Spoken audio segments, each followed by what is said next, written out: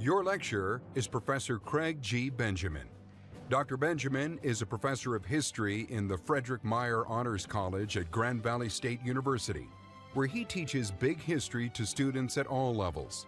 He received his PhD in ancient history from Macquarie University in Sydney, Australia, a pioneer in the teaching and research of big history. Dr. Benjamin is a co-author of the first big history textbook, Big History Between Nothing and Everything, and has been featured in several big history programs on History and the Discovery Channel.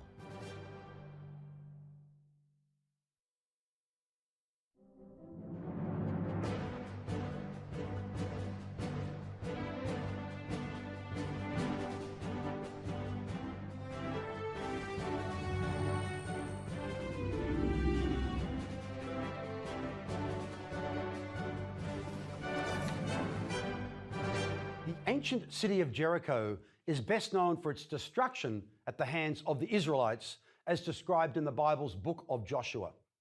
But Jericho might better be remembered for its longevity and its contributions to civilization. Archaeological evidence indicates that its site was first inhabited some 14,000 years ago, and today you can still find a bustling community there. As far as we know, it's the oldest continually occupied city on Earth. In considering the roots of civilization, which we'll define as the advanced level of human social development and collective learning that could arise only once cities were established, it's instructive to compare Jericho to another ancient city, Anau. Anau is located in modern-day Turkmenistan across the Kopet Mountains from Iran. Like Jericho, Anau was one of the world's earliest large human settlements, although it dates only to the 5th millennium BCE. But today it's deserted, a vacant, ruined mound on a dusty plain. Why did Jericho endure while Anau perished? Why did early peoples decide to settle down in these two arid environments and establish communities at all? And how did they sustain themselves? Answers to these questions and many more become clear through the lens of big history. As you'll soon see, Jericho and Anau have a great deal to tell us about the origins and nature of civilization, and quite possibly about the future of our own. Perhaps you haven't heard of big history before.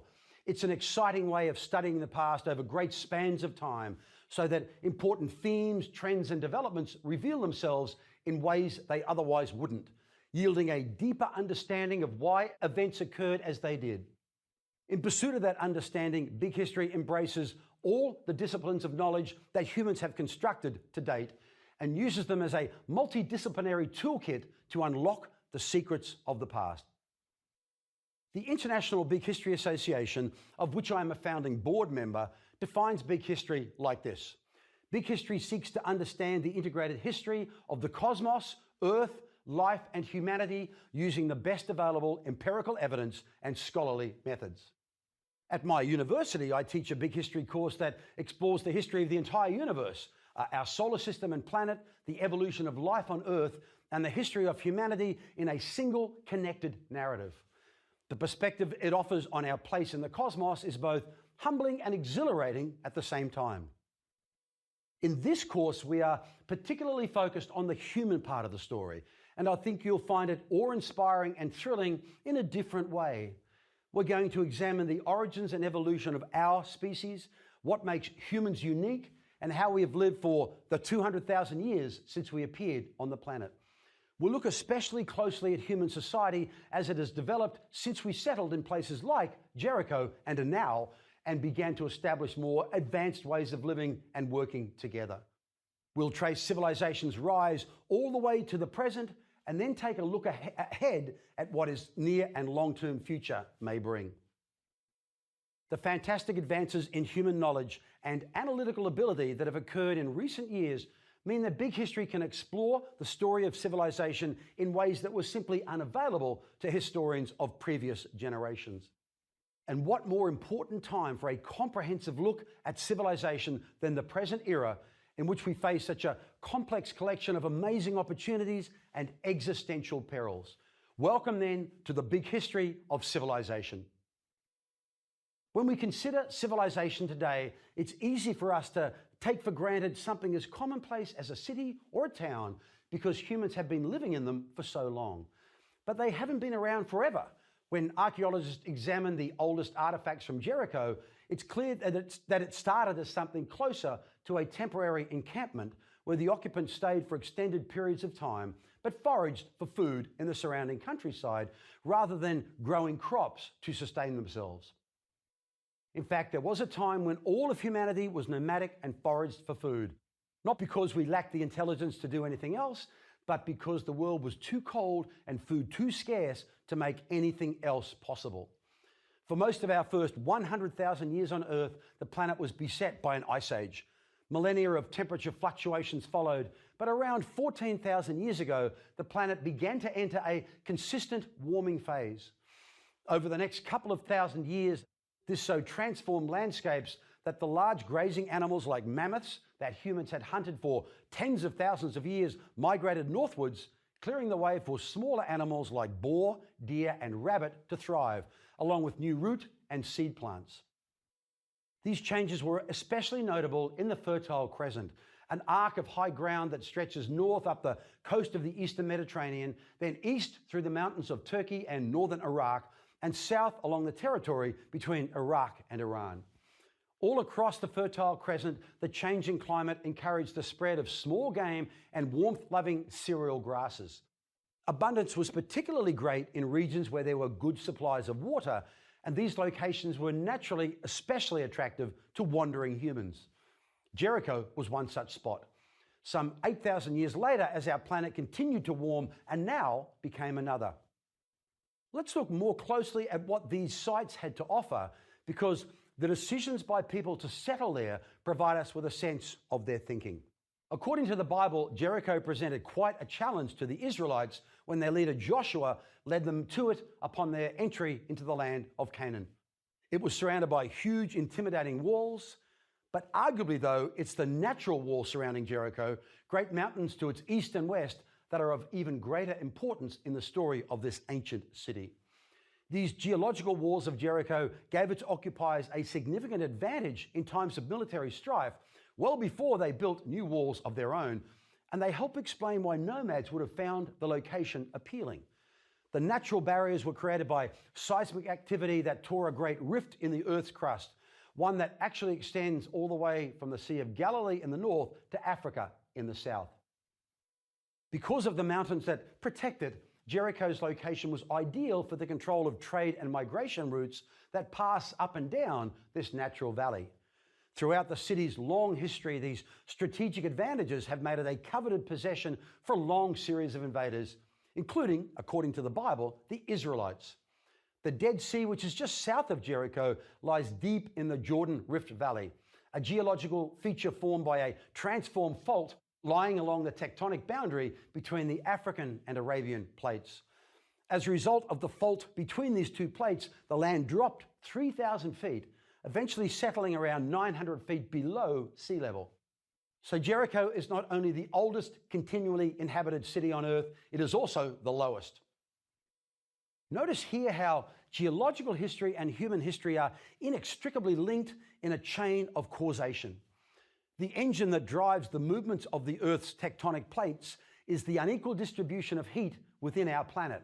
The heat constantly melts sections of the mantle, moving it upwards on internal convection currents. In other places, slabs of crust descend back down into the mantle, and it is these movements that cause the crustal plates to shift, generating earthquakes, volcanic activity, and mountain building. This internal heat actually comes from several sources. One, which most people are aware of, is the pressure of the Earth's mass, which built up gradually as the planet was being formed. But it also comes from radioactivity and from the stored energy of the tremendous meteoric impacts that pounded the surface of the Earth during its early period. Without that heat, the mountains around Jericho might well never have formed. So it's fair to say that the choice by nomads to settle at Jericho at all is the product, through an extended sequence of events over the course of millions of years, of the forces that shaped our planet. Still, another environmental factor seems to argue against establishing a settlement at Jericho's location. The Jordan River, the region's primary source of fresh water, is some 43 miles away. Why would wandering peoples have chosen a spot so far from such a critical resource? The reason is that Jericho had ready access to its own reliable supply of water, one that enabled its residents to live comfortably even in its harsh desert environment. The city is located in an oasis which is sustained by a reliable underground water supply known as the Ain es Sultan. More than 1,000 gallons of fresh water bubble up from this spring every minute. In the Bible, the water source is called Elisha's spring after a story in which the prophet Elisha made the water healthy. This spring has not dried up during the entire 14,000-year period that various peoples have lived at Jericho. Now let's consider the site of Anau, some 2,500 miles northeast of Jericho. Situated on an arid plain at the edge of the Karakum Desert, Anau seems like a poor place to take up residence, neither readily defendable nor close to a good source of water. Like Jericho, however, Anau was once sustained by an oasis, which in turn was fed by water that flowed down from the nearby Kopetdag Mountains. In fact, the name Anau is derived from Abinau, which means new water. Unfortunately, it seems that Anau's residents had to search for new water repeatedly because the source they relied on kept moving or drying up as climatic conditions in the region changed.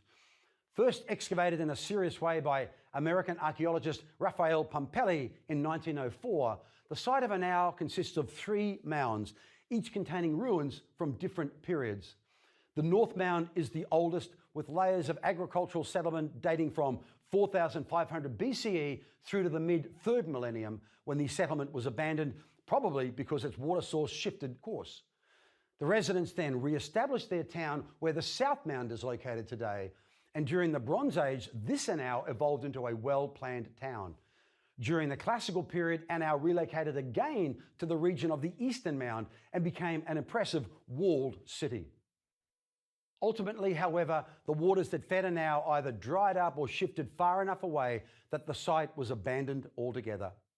I have wandered several times through the desolate mounds on which the different incarnations of Anau were built, and each time have been struck by the critical relationship between resources and sustainability. At the most basic level, it's easy to see why Jericho survived and Anau didn't. Jericho's residents had water, Anau ran out of it, end of story. Consider also, though, the tremendous difference that the presence or absence of this basic resource made for these two cities. In spite of repeated large-scale relocations that suggest tremendous expenditures of effort, energy, and resources, the residents of Anau couldn't keep themselves or their city functioning without an adequate supply of water to meet their needs. Human will and ingenuity weren't enough to solve the problem. In contrast, Jericho's supply of water was so abundant that the greatest challenge residents of the site faced seems to have been defending it. The Israelites were just one of a long series of invaders over the centuries who coveted Jericho for its precious resources and strategic location. And each people who took up occupancy there found the site hospitable. Jericho and Anau offer us a bracing lesson in the importance of conserving and protecting our most basic natural resources, and a worrisome reminder of how readily and predictably human conflict arises when these resources are scarce. But these cities reveal much more about humanity and the rise of civilization, because they also represent a tremendously important threshold in human lifeways, a transition that made a vast number of subsequent advances possible. We actually know quite a lot about the people who first settled Jericho, because they settled in many other places in the Fertile Crescent as well. They're called the Natufians, and starting around 14,000 years ago, as the Earth's climate warmed up, they found places of natural abundance in Israel, Jordan, Lebanon, and Syria. There they established villages, hunted gazelles, and used stone sickles to harvest wild grains. We call them affluent foragers, because for the first time they had access to enough resources that they continued to live as foragers while settling down and staying in one place. It turns out that it wasn't only abundant water and defendability that Jericho offered the Natufians, although they may not have recognized it when they first arrived. The site and its surrounding lands also boasted rich alluvial soil, as well as, of course, plenty of sunshine. These produced the plentiful wild plants and game with which the Natufians sustained themselves. Over time, however, these inviting qualities of Jericho presented the Natufians with a dilemma. Remember that the foraging lifeway that the Natufians had previously led had required near constant migration in pursuit of food. The need for mobility and the scarcity of food had limited the size of their population. In fact, to maintain their mobility and reduce the numbers of mouths to feed, nomadic peoples tended to adopt techniques for deliberately keeping their numbers low, such as leaving female infants and the elderly behind to die. This in turn limited human progress. The small size of nomadic foraging bands and the limited exchanges that took place between them meant that the pace of change in human society was slow. The evidence from Natufian settlements in the Fertile Crescent reveals, however, that once they became more sedentary and adopted a lifeway of affluent foraging, their populations began to grow. Over time, they were forced to operate in smaller and more crowded territories, and feeding their rising numbers became more and more of a challenge. As we will see in greater detail in the future, this is known as the trap of sedentism. It produced a crisis, and it appears that the crisis in turn produced a human breakthrough, the development of agriculture. Archaeological evidence from Jericho reveals that early farmers there somehow learned to domesticate emmer wheat and barley, and from this point forward, progress accelerates markedly. Archaeologists working at Jericho have identified at least 20 successive layers of settlement, demonstrating its staggering longevity. In the 1950s, archaeologist Kathleen Kenyon unearthed the remains of a farming settlement dated to 11,500 years ago. By 7,300 BCE, the village the Natufians had initially established had evolved into a town that was home to 3,000 farmers living in mud brick houses. All manner of implements have been discovered in the layers of soil from this period: stone sickle blades, axes, grindstones, eating vessels, including dishes and bowls made from limestone, and spinning wools and loom weights for weaving textiles.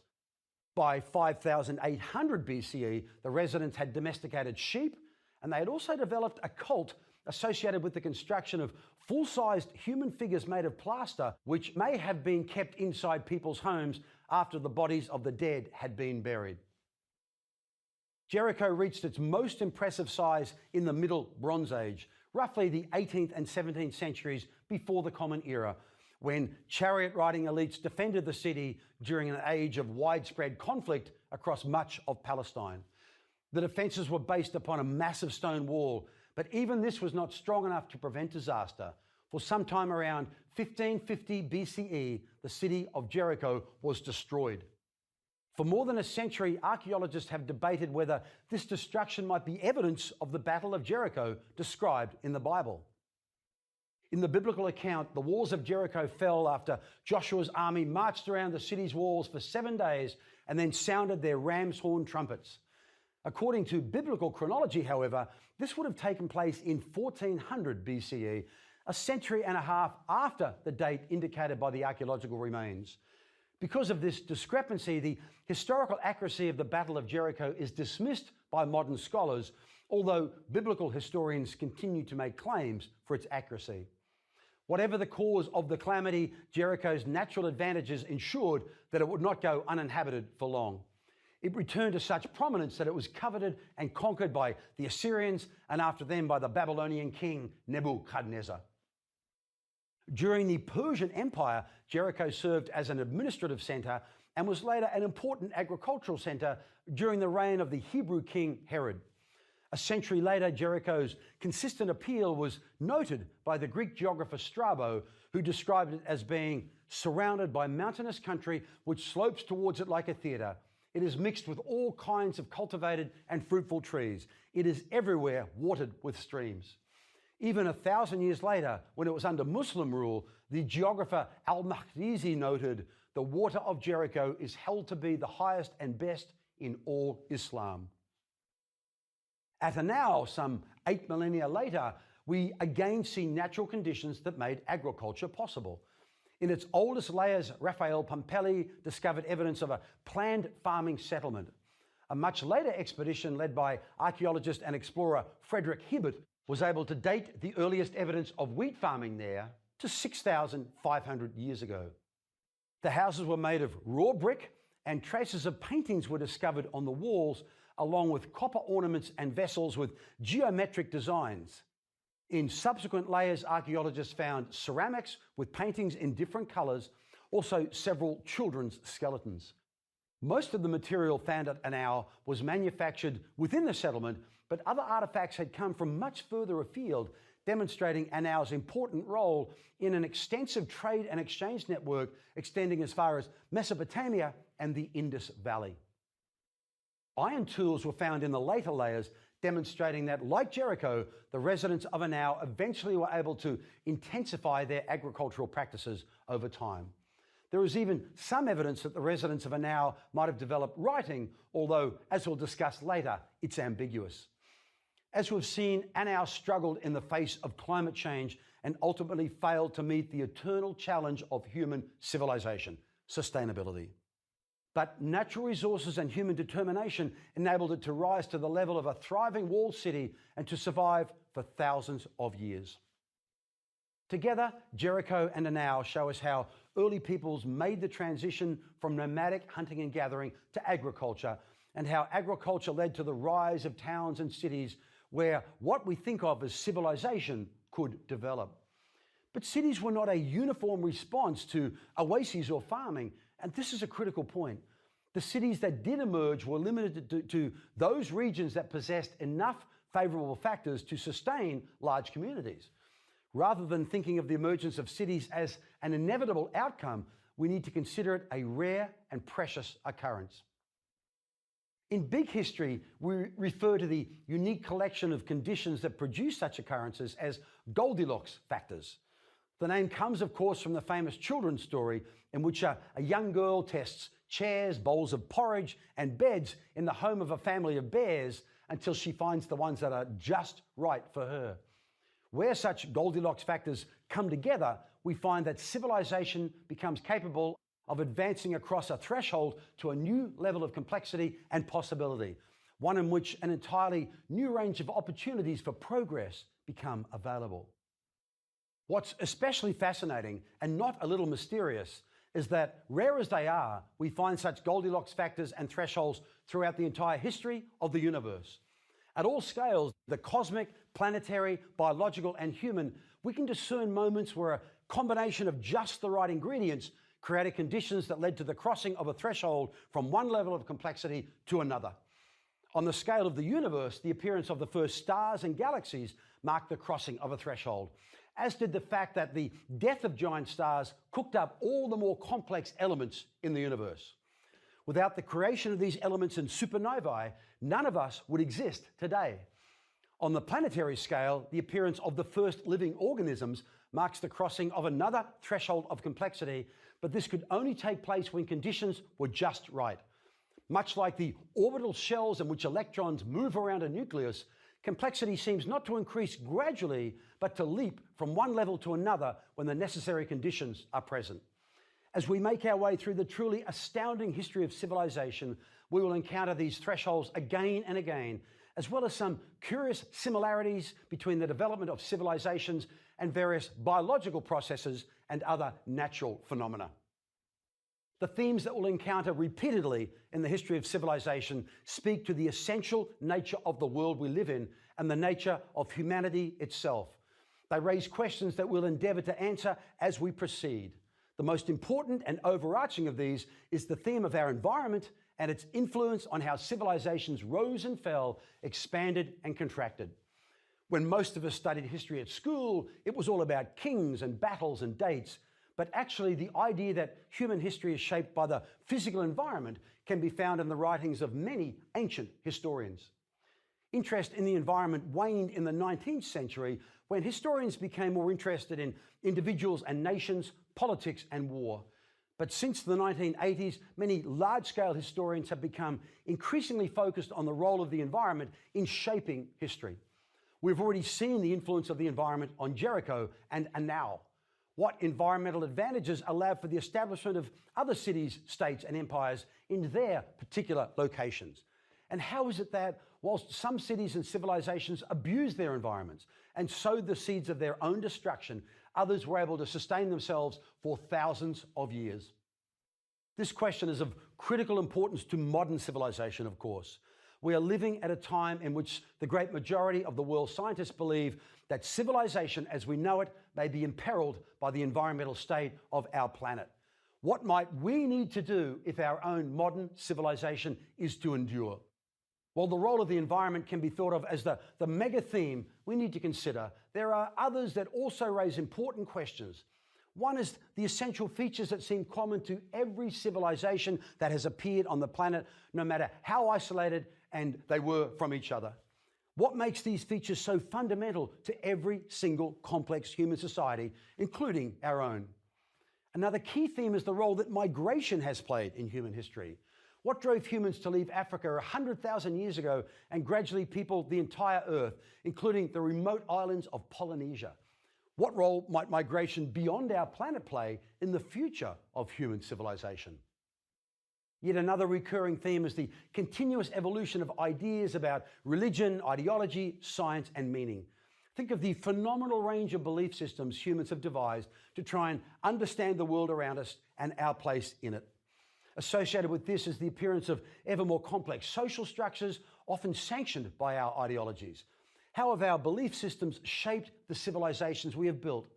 In our course, we follow the evolution of society from the egalitarian foraging bands of our Paleolithic ancestors through to the rigid hierarchies based on wealth, ethnicity, and gender that were embedded into virtually every civilization.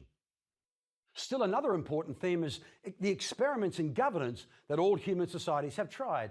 That is, their forms of political organization. We follow these experiments from the appearance of early forms of consensual power in villages to the administrative structures put in place in the first city-states. How did early ideas about how to effectively run a state evolve into the much more sophisticated bureaucratic administrations that came to control huge imperial civilizations like those of Persia, Rome, and Han China? Do they offer us any lessons as we strive for peace, prosperity, and sustainability in our own civilization today? Last but certainly not least, we will explore the role that trade and exchange have played in the rise and transfer of ideas among civilizations and the role of conflict and competition in driving innovation.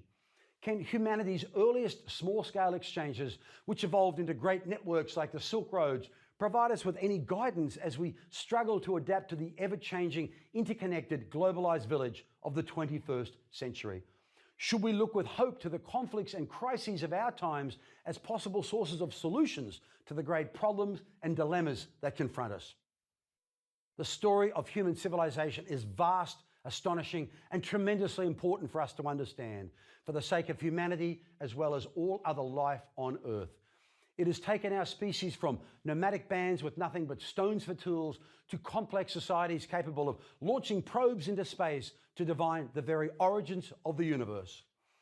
By applying the insights of big history to places like Jericho and now, we can learn not only how fortunate it is that civilization came to exist at all, we can also trace the origins of our own ideas and traditions back to humanity's earliest times in order to understand why we live the way we do today.